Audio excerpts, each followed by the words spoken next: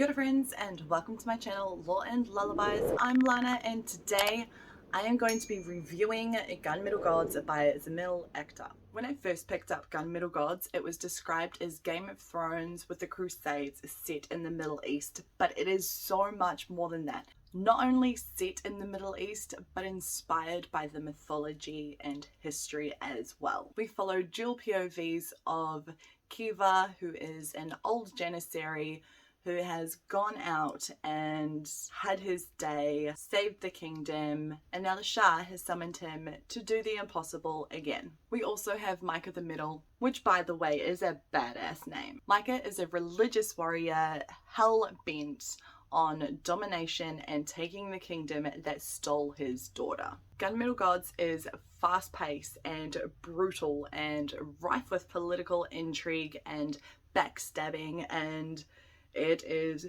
crazy. There's religious zealotry and hypocrisy as, you know, religious zealots. Then you also have mischievous jinn and ambiguous meddling gods, and I freaking love it. The gods themselves are just, we'll get to that later. The characters in this book.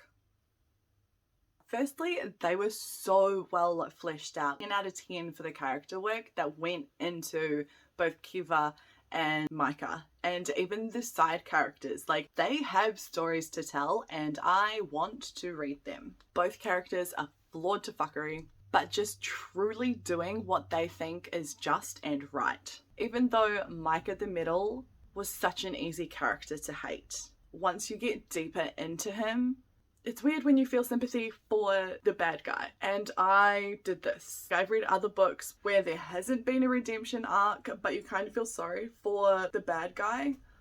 I never felt that. I was like, no, you're a dick, don't like you, or you're on my shit list. But in this book, I really did feel for Micah. Both of our main POVs were really complex in their similarities as well. So much so that it was quite challenging at times as a reader to read that and sit with that and my own thoughts of morality and biases, where they came from and why they form the core foundation of who I am as a person, and what would it take to change those. The level of thought that this book made me do. And I'm still surprised because I still think about it. So until recently, I didn't think that political intrigue and fantasy was my thing at all. It always bored me previously, and if there was too much of it, I would just skim past. This book for me was where that all changed. The stakes were high enough and there was so much happening in amongst it that I just couldn't be bored. The world building was brilliant and the scenes just played in my head like a high budget blockbuster. Usually when there's a lot of world building, I expect there to be quite a lot of info dumping. The information was enough that you got a really clear picture of where you were, who you were with, the surroundings, the weapons, etc., etc. But it didn't bring the story down and I didn't feel like I was just stuck in a big, huge info dump. There is a map in here. I'm super glad it was in there. It was really helpful in figuring out where everything was, obviously, because that's what maps do, but I appreciated it. That's all I'm saying. So along with all of the political intrigue, the scheming, the war, the battles, the blood, the gore, the murder, all of the things, there's also an addition of the magi and deities, and the way it was folded into the story from the get-go just made it an extra layer of just goodness. I know that I'm gushing, but the more that I think about this book, the more that I love it, and it is one of those books that is not a one and done. You do keep thinking about it. Learning about the deities and their hierarchy was so interesting and fascinating, and I really can't wait to learn and know more about them. I just want more. I want more of this world. As you can see by the cover, there is a little bit of Lovecraftian in here, and honestly, the deities are terrifying. Can you see, like, would that ever be you? Would you be like God? Little tiny humans. No. Ugh, fuck that.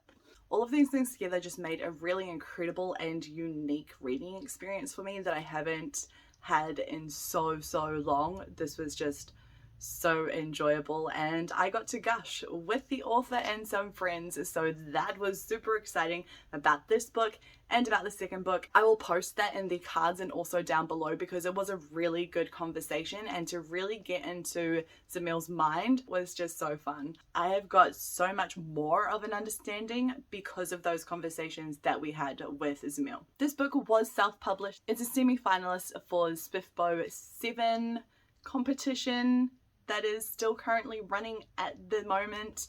I highly recommend this. If you like your dark fantasy or grimdark to have mythology, questionable characters, but characters with depth, please do yourself a favor and pick this book up. There you have my review. Yes, it is a big gush. No, I'm not sorry. Please just read this book so I can gush with more people about it. So I'm going to wrap it up there. I will be doing a review of Conqueror's Blood, which is the second book. Currently, it's going to be a trilogy. There is the first 2 books and a prequel novella are out currently. I highly suggest picking them up. I hope you enjoyed the trailer and review. Till next time, ka kite!